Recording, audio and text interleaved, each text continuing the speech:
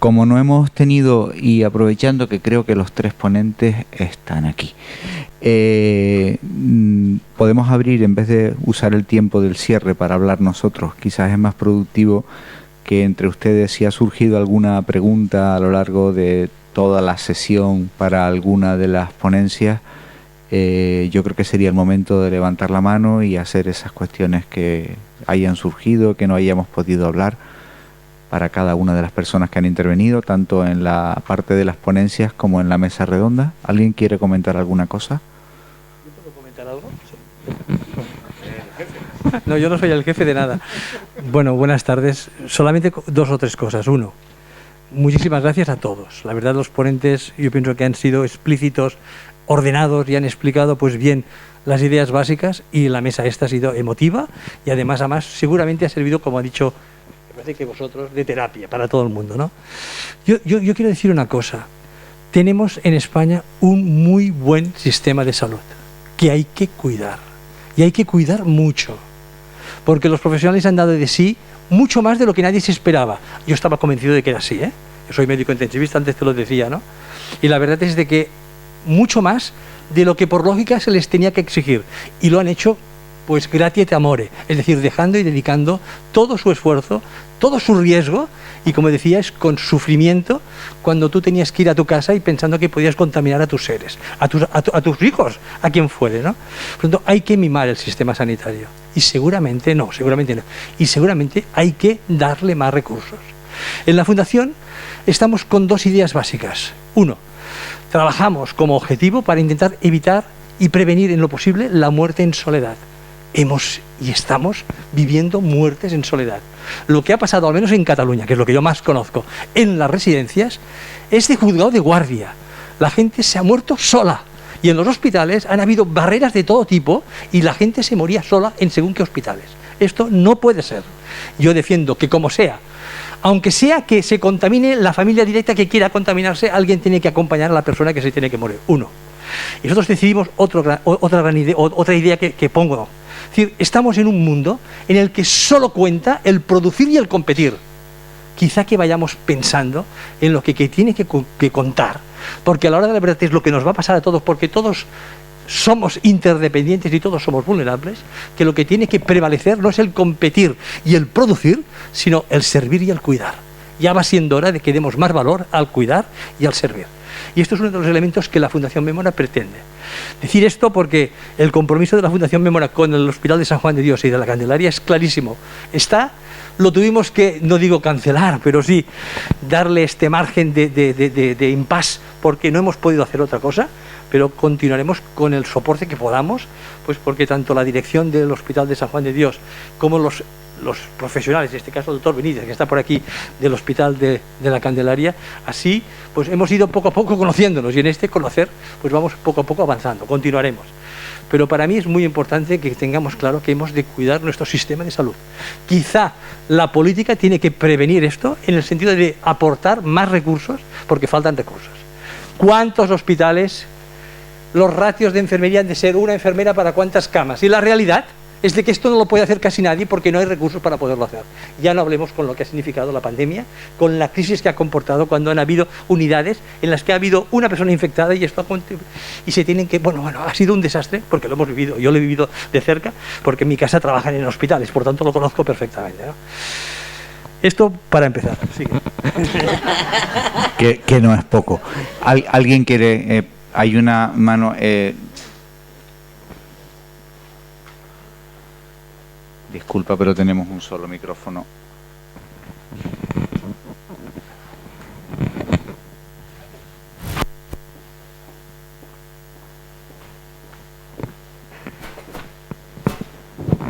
Gracias. No te preocupes, que en el camino yo estoy segura que los bichos ya se han muerto. No llegan en el micrófono. Creo que está demostrado. Mi nombre es Vinita Matani, soy médico de la Gerencia de Atención Primaria de Tenerife y me dedico a la investigación. Y escuchándoles llevo todo el rato pensando, sobre todo en esto último que has comentado. Yo quería dar las gracias porque he escuchado muchas narrativas de pacientes, familiares y profesionales. Pues yo quería dar las gracias precisamente porque una de las cosas que ellos te cuentan es que lo que agradecen es que la los profesionales se hayan saltado las normas, sin ser negacionistas y sin ser temerarios, pero la gente y los profesionales han agradecido que nos saltemos las normas y hayamos permitido un acompañamiento en la muerte y hayamos permitido a los compañeros reunirse y hablar de un paciente. Eso es la parte de la humanidad, es lo que nos diferencia del resto de profesiones, y que lo que quiero precisamente es poner en valor el agradecimiento a que hayamos sido capaces de mantener la humanidad, porque eso es lo que creo que corremos el riesgo de perderla con todo lo que está pasando. Y, por supuesto, gracias a todos los ponentes y a todo el trabajo que han hecho y siguen haciendo.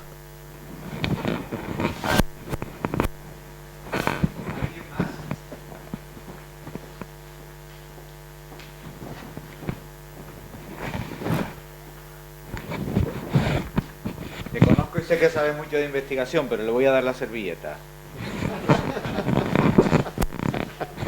Gracias por la precaución.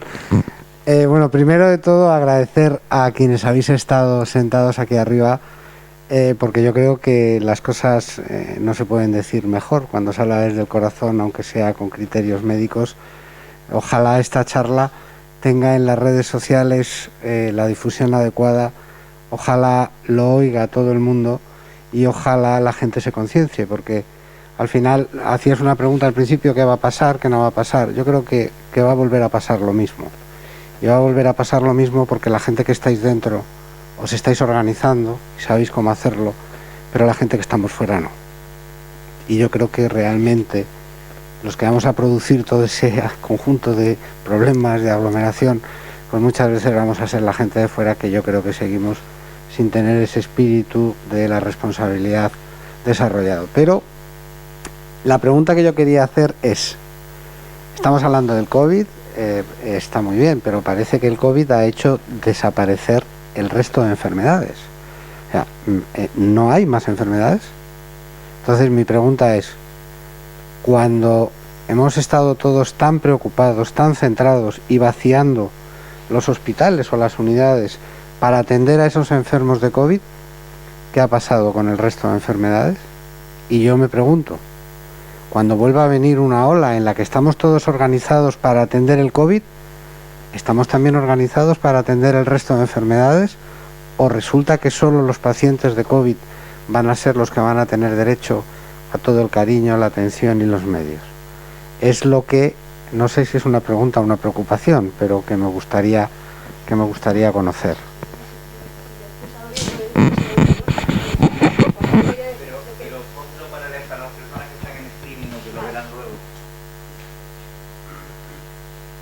Te oye, nosotros te oímos bien. A eso me refería yo, cuando lo que queremos es que nos dejen trabajar, que tengamos posibilidades de poder atender a toda la población que pueda necesitar, no solamente COVID, porque es verdad que nos hemos centrado en el COVID, pero el resto de patologías no hemos podido, hubo un momento que no era necesario porque estaban en su casa. Hablo de pacientes críticos, la mayoría estaban en su casa, pero no. Hablábamos antes, la mayor preocupación que nosotros hemos tenido, en la situación de mayor estrés que hemos pasado, no ha sido la primera ola ni la segunda, ha sido la quinta, cuando todo el mundo estaba en la calle, estaban de vacaciones, había un montón de accidentes de tráfico. No solamente hay COVID, y es una de nuestras grandes luchas, no solamente existe el COVID, existen otras patologías que también hay que tratar, y ocurren otras cosas que también hay que darle salida. Y que tienen sus prioridades, efectivamente.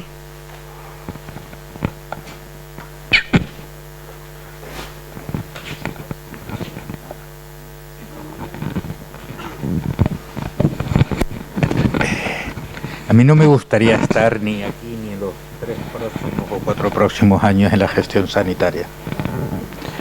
El tema del COVID no es que ha sido durante 1 año y medio tema central, ha parado todo, ha contado con un presupuesto extra, pero ahora estamos viendo el post-COVID y no es realmente el post-COVID, porque el COVID sigue estando. Hace 10, 12 días estábamos todos contentos, habían 5 pacientes ingresados de COVID y lo que teníamos era una presión de la patología crónica reagudizada, independiente de los pacientes crónicos, que antes se contenían y que ahora ya no contienen. Antes a los servicios de urgencia solo acudían la gente con COVID o muy grave, pero no se contenían. Ahora vuelve a estar todo desbordado, entendiendo que desde el momento que aparezca un COVID y vuelven a aparecer los ingresos, al ser una enfermedad tan contagiosa que te puede llegar a bloquear el sistema, te vuelve otra vez en cuestión de un mes a zarandear, es decir, empieza otra vez a subir, te expanden, tienes que mandar los críticos no COVID otra vez a la URPA. Yo no sé cómo se hace esto desde el punto de vista de gestión sanitaria, porque los recursos son los que son, no está previsto, Europa no va a mandar dinero y no sé para dónde vamos. Creo que es bastante complejo, porque una cosa que eso, pero del momento en que, aparecen 25 ingresos de COVID, es una planta que se tiene que anular y que ya no puede obedecer a otro tipo de cosas. Es complejo, desde mi punto de vista. Era vaticinándote lo que te espera, José Carlos, la dirección. Me encanta Miguel Ángel porque siempre te abre 7, 8 puertas de una sola patada. Perdón. Yo te diría también añadiría otra cosa. Yo he tenido a varios familiares en la consulta que no es un tema únicamente de la capacidad de los hospitales y de los profesionales que se están dejando la vida, es también un tema de que a la gente que está gravemente enferma o que tiene enfermedades crónicas graves o relativamente graves, les ha dado mucho miedo ir al hospital. Yo he tenido 2 casos en los que se han muerto por no ir a sus revisiones. Y otro caso, que se me viene ahora a la cabeza, que es que han empeorado, su condición médica ha empeorado porque no ha querido ir al médico a sus revisiones habituales, a pesar de que se les citaban o se les llamaba o lo que fuera. Entonces yo creo que también hay otro añadido allí, que es también educar a la gente en qué es lo que tienen que hacer en situaciones en este tipo de pandemia y enfermedad adicional o enfermedad no COVID, porque la gente no ha sabido tampoco muy bien qué hacer. No, porque también la información que tenían era muy confusa y de mucho miedo, ¿no? El miedo.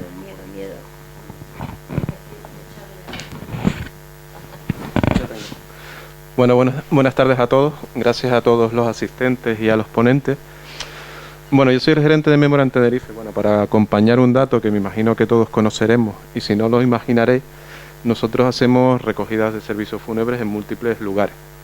Para que os hagáis una idea, a nivel de domicilio, habremos pasado de recoger anualmente de un 15%, habremos subido a un 30-35%. Es decir, ha habido mucha gente que ha fallecido en su casa, muchísima.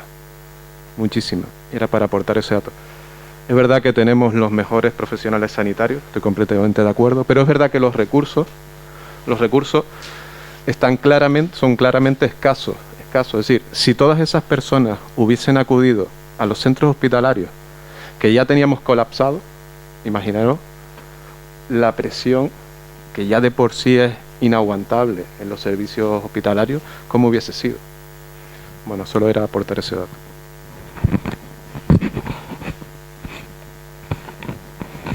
Bueno, a mí me gustaría hablar de algo que creo que también es importante, ¿no? Que hay un duelo individual y hay un duelo social que hay que hacer, que igual el rebote ahora de esos jóvenes que salen de fiesta está en la etapa de negación y eso hay que gestionarlo a nivel social también, ¿no?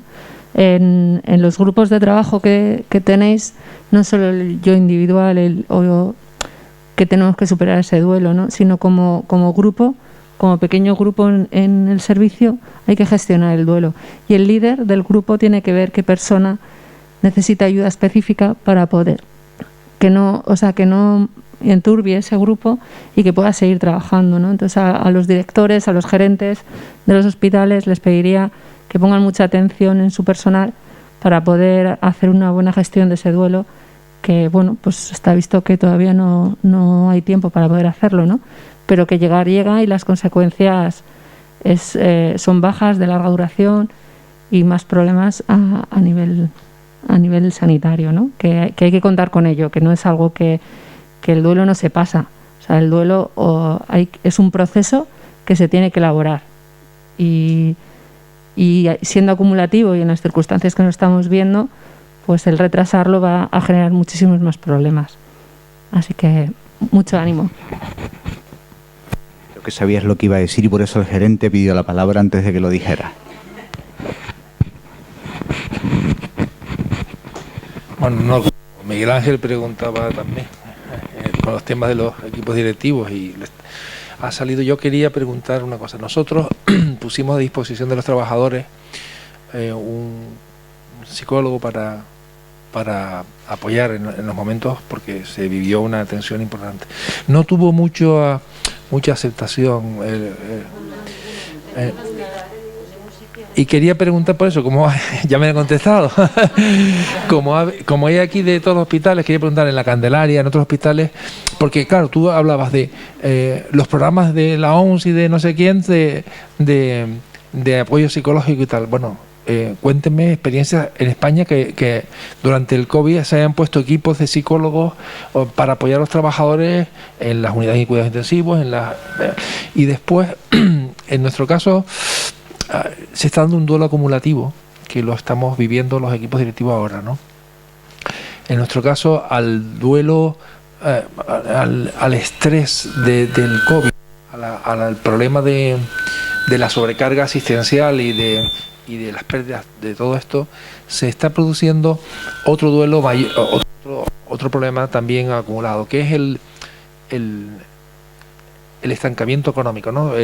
A los centros privados, porque esto en la pública no ocurre, a los centros privados hemos perdido muchísimo dinero, nos hemos endeudado en estos 2 años, ¿no?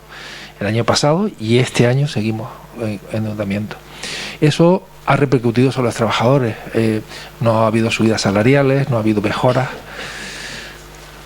Ha habido además un problema sobreañadido. Los hospitales públicos se han visto tan sobrecargados que han aumentado las ofertas de empleo porque ha habido dinero para contratar personal, porque estaban desbordados, con lo cual ha habido una huida masiva de los centros pequeños, centros privados, hacia la pública, que les ofrece más seguridad, más estabilidad, incluso mejores retribuciones económicas en algunos casos, ¿no?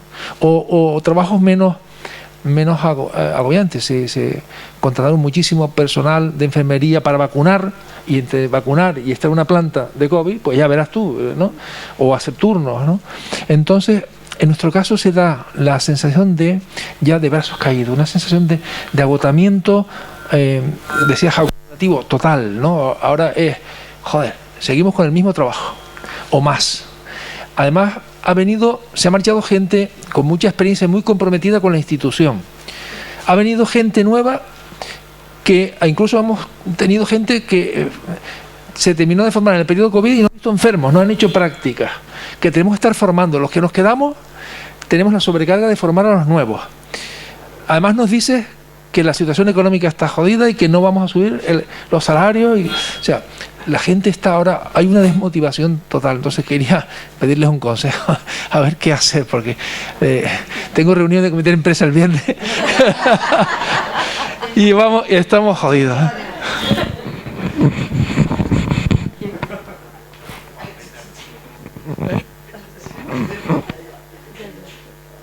Yo me doy el tema de los psicólogos. Yo creo que lo he mencionado antes rápidamente, ¿no? Yo creo que la gente, esto es una situación de supervivencia, y esto es como pedirle a una persona que no tiene nada para comer, ni para dar de comer a sus hijos, que sea feliz o que aspire a otro tipo de necesidades más superiores, que se llaman, ¿no? Es como la pirámide de Maslow que tenemos en psicología. Primero tienes que tener cubierto lo más básico, que es poder comer, poder beber, y luego vas subiendo. Y esto es lo mismo. O sea, si tú tienes una serie de necesidades... Yo voy a poner un ejemplo. Yo me acuerdo cuando yo empecé a trabajar en oncología y empecé a trabajar con pacientes con tumores de cabeza y cuello, a mí me impactaba el aspecto físico, y entonces decía, esta gente tiene que sufrir muchísimo por la deformidad tan grande que tienen, Y para nada, mi sorpresa fue, pero si es que esto no es importante para ellos, porque es gente que no puede hablar, que tienen tráqueos, que no pueden respirar, que se les acumula el moco y tienen que estar aspirándoles, que no pueden comer, o sea, que es que entonces el aspecto físico, lo psicológico viene lo último. Entonces ese es uno de los motivos por los que la gente no ha podido pedir, porque no hay espacio psicológico para pedirlo, no hay espacio mental. Y pasa lo mismo con el duelo, o sea, cuando pierdes a un ser querido, tú no pides ayuda en el primer momento.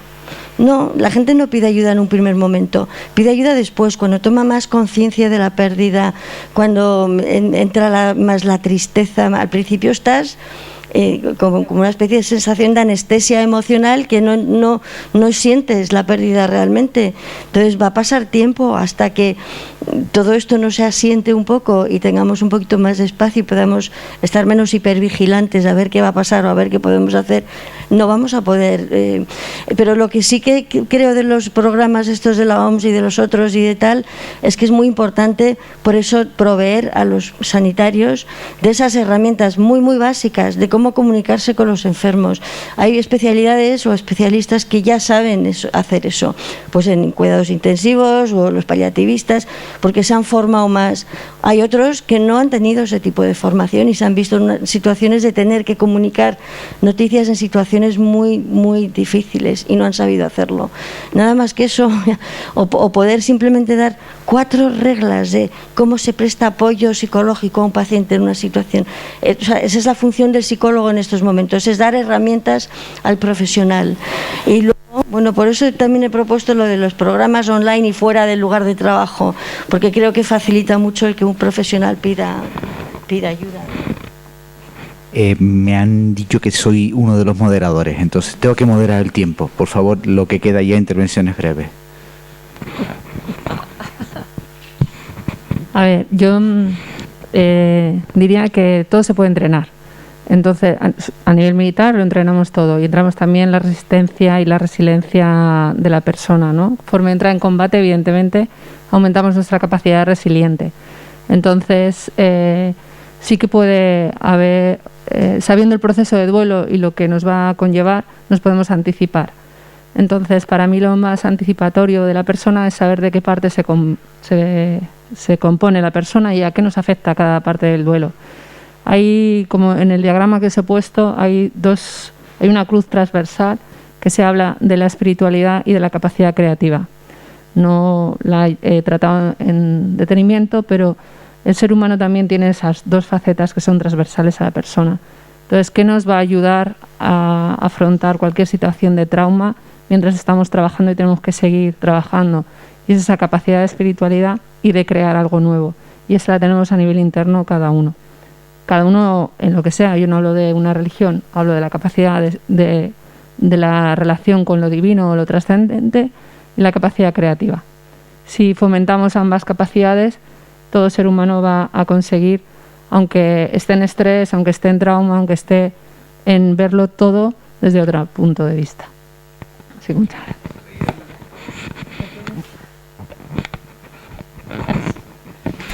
Hola, buenas noches. Bueno, primero dar las gracias a los ponentes, he gozado esta tarde, y gracias a la Fundación Mémora por invitarme. Yo me llamo Begoña y dirijo un centro sociosanitario en Santa Cruz de Tenerife de personas de grado 3 gran dependencia. Prometo que no me voy a enrollar, pero es que tengo tanto que preguntar, decir, que ahora os voy a bombardear. Solo decir una cosa. Yo no he tenido COVID en mi centro, no he tenido ni un caso, pero he tenido 102 fallecidos desde el 14 de marzo del 2020, ¿vale? Son muchos. En soledad no, de verdad que os digo que nos dejamos los cuernos, para que no estén solos. Ratio, si ustedes se quejan, mándales al del comité a que vengan a mi centro el jueves, hacéis la reunión en mi sala de reuniones. Nuestro ratio es de 0,28. Por cada 100 usuarios, 28 auxiliares. Yo sí lloro, ¿vale? La fuga de personal que llevaba conmigo 10 años, yo llevo 15, 10 años, ha sido, no se puede contar, pero es que yo no puedo competir con el convenio de la salud pública, no puedo competir ni siquiera con ellos, que es sanidad privada. Es que yo soy sociosanitaria. Entonces, no sé qué va a pasar. No tengo la respuesta a esa pregunta, pero sí tengo la respuesta muy cortita. ¿Qué me gustaría que pasara? Y lo que me gustaría que pasara es que mejoraran los sistemas, que mejorara la coordinación sanitaria y sociosanitaria, que se nos diera más poder a los sociosanitarios para poder atender con más medios a mis mayores, porque mis mayores podrían tener un cuidado paliativo en mi centro. De hecho, en mi centro lo tienen, pero lo tienen porque mi médico es muy majo y el médico de allí es majo, porque si no yo tendría que derivarlos. No pueden morir solos, tienen que morir acompañados de los suyos. Qué bien que nos hemos saltado los protocolos. ¡Ja! Qué bien, ¿por qué no eres directora de un centro sociosanitario? Porque si no vas a la fiscalía, encausada porque tú tienes COVID y eres la culpable del brote. No, cuidado, cuidado. Los que estamos aquí reunidos tenemos que ser muy, muy exigentes y saber lo que decimos. En los centros se intenta tratar a los mayores muy bien. Y la creatividad, yo he cantado, no te lo puedes imaginar, con esta voz que tengo, mi hija. Y he cantado y he bailado, muy creativos, pero los medios son muy limitados. Muy limitado. Y eso tiene que cambiar. Yo no puedo derivar a un paciente y que me digan, está mal cuidado en el centro. Mi niña, te lo mando con 100 años, deshidratado, como en la ambulancia. Claro, a veces me dicen deshidratado y va con el suero puesto.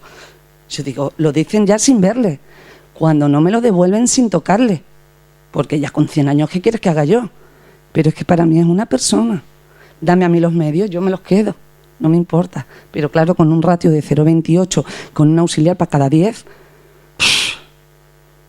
vale, entonces, ¿qué tiene que pasar? Que nos coordinemos mejor, que hablemos mejor los unos de los otros, que nos conozcamos mejor. Yo abro mis puertas, vengan ustedes, miren lo que tengo. No tengo antibióticos endovenosos, no tengo que tener porque soy un sociosanitario, vale. Presionemos para que nos suban los ratios. Vale, porque de verdad estoy segura de que Virgi no les dejó estar solos, no les deja, pero claro, el COVID era tan malo, se iban tan rápido que no daba tiempo a más, el personal se contagiaba, no querían trabajar. Yo he visto a un chico correr por los pasillos gritando, no me quiero morir, y tener que pararle y decir, ven aquí mi amor, no te vas a morir, ni tú ni nadie, ven, y acompañarle a que se fuera a su casa. Entonces la situación, ¿sabe? Esto nos daría para hablar un montón.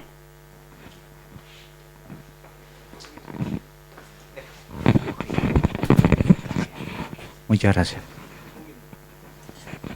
No, lo que acabas de decir es más claro que el agua, ¿eh? Esto está pasando en muchísimos sitios. Yo, en mi época, he sido gerente de muchos centros. En un sitio concreto llevaba hospital de agudos, sociosanitarios, residencias y todo. Y el lío que había entre los convenios, entre los ratios, bueno, terrible. Porque es verdad de que están mal dotados, porque normalmente cuanto más dependiente es la persona, más trabajo humano necesitan y por lo tanto esto no puede funcionar con los ratios. No tengo nada que decir, todo lo contrario, ¿no? Pues he dicho que tenemos un sistema bueno, pero frágil, y seguramente un sistema que adolece de recursos, faltan recursos. Y esto comportará que se tendrán que sacar de algún sitio para ponerlos en algún otro, o no sé, o nos hacemos más ricos todos y el país se tiene que hacer más rico, pero esto es muy complejo, ¿no? Solamente en base a lo que has dicho, Juan Manuel de León, deciros, yo ya acabo, que la Fundación Mémora, entre otras cosas, tiene un programa de soporte al duelo a las familias, para todas, pero también en algunos hospitales tenemos un programa de atención al duelo a los profesionales, que es una cosa que podíamos trabajar en San Juan de Dios, y esto significa un teléfono 24 horas con respuesta de profesionales psicólogos especializados, una red que se llama tu apoyo en red, que es una página web con password para que la gente pueda acudir allá y compartir. Tenemos grupos de duelo y tenemos todo un conjunto de acciones que a lo mejor esto es uno de los elementos que podíamos trabajar para el año que viene con vosotros y si ojalá pudiéramos también con la Candelaria, porque los recursos que tenemos son los que tenemos, pero es cierto que hay que hacer algo y yo también estoy de acuerdo que la gente no va al psicólogo del hospital porque no quieren ponerse en evidencia, por lo tanto hay que buscarlo de una manera diferente, ¿no? Nada más, en todo caso yo repito una cosa, mi compromiso como fundación, en el que yo la represento y por tanto a través de Mémora es continuaremos. Gracias a Dios hemos vuelto a estar así, ojalá esto continúe, porque por desgracia aquí vamos en algún caso por las terceras dosis, pero en muchos sitios no hay ni la primera dosis. Ya no hablemos de los negacionistas, ya no hablemos de lo que está pasando en Alemania, en los países del este, en Inglaterra, que esto vuelve a resurgir otra vez. crucemos los dedos para que no llegue aquí, que gracias a Dios hemos tenido más sensatez y tenemos una tasa de vacunación que confío que vaya bien, pero continúa habiendo países que no se vacunan porque no hay recursos, y esto, señores, que en un mundo que está globalizado y que nos movemos de un sitio para otro, va a ser difícil.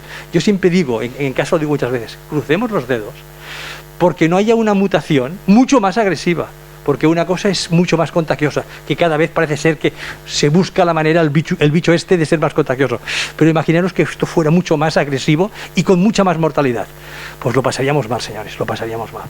Yo digo que no bajemos la guardia, y no hago de político porque no lo tengo nada que ver con la política. Por lo tanto, muy bien de hacer lo que estamos haciendo, aunque cueste, porque ahora saldremos, ya tenemos tomado una agua, y la verdad es que nos hemos sacado la mascarilla, pero es importante que mantengamos una cierta prudencia, porque esto yo, por desgracia, temo que no se acabó.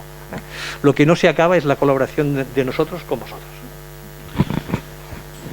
Gracias, Joan. Toca ir cerrando. Yo creo que tendríamos para hablar muchísimo más tiempo. Empezamos la mesa con una introducción. Miguel Ángel, yo creo que tú no eres tecnopléjico, como muchos serás tecnoparético, pero yo creo que tecnopléjico no te deberías de calificar.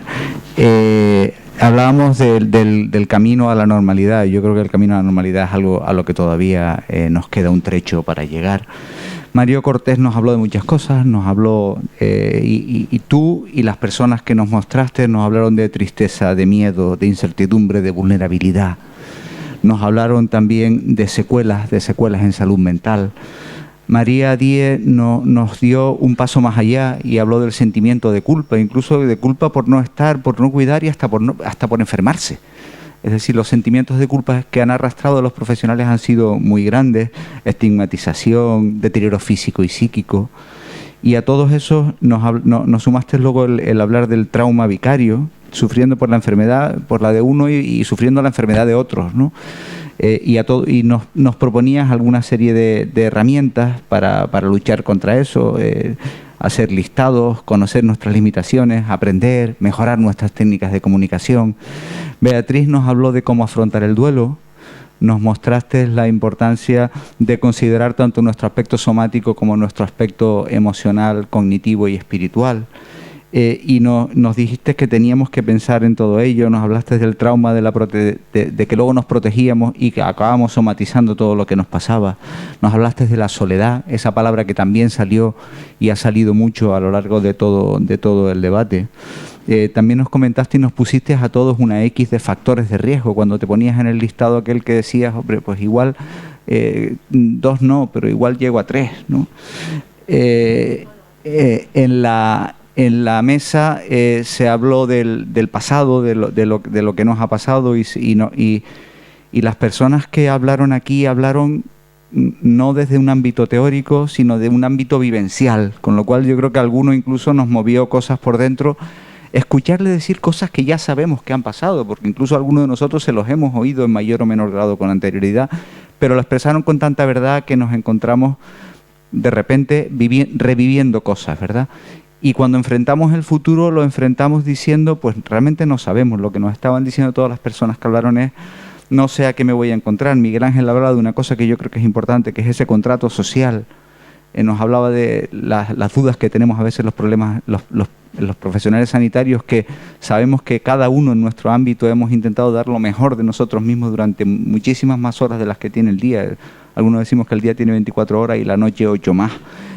Pues todas esas han estado puestas sobre la mesa y a veces no entendemos lo que pasa afuera. Hay otras dimensiones que comentaba también el gerente, que es toda la dimensión económico-social que viene detrás del COVID, que todavía no sabemos cómo enfrentar. Y acabamos hablando también de la importancia de cómo organizar nuestro sistema. Nuestro sistema tendrá que dar respuesta. No es solo los pacientes críticos a los que no se puedan atender, es todo ese diagnóstico que no se ha hecho en estos años, es la ola oncológica que nos vamos a encontrar por no haberla atendido, es la ola de todas esas enfermedades crónicas cardiovasculares que no están atendidas. Cuando el otro día, revisando para una cosa en un máster de una universidad, revisando los datos de mortalidad, ya los datos de mortalidad no son los que eran. Los datos del año 2020 ya no nos hemos muerto de cardiovascular y de cáncer. Nos hemos muerto en segundo lugar de enfermedades infecciosas como país. Se ha trastocado nuestra dinámica sanitaria y nuestra dinámica de mortalidad. Todo eso es el reto al que nos encontramos en futuro. Yo creo que esta jornada, en resumen, nos ha abierto muchas cosas. Yo sí que comparto que nos ha servido de terapia y dejo que María cierre la mesa y la jornada. Bueno, después de este resumen que ha hecho José Carlos, pues poco me queda a mí que decir, más que mucho ánimo para todos, porque creo que nos queda un largo camino todavía y que muchas gracias por haber compartido esta tarde todos juntos. Gracias.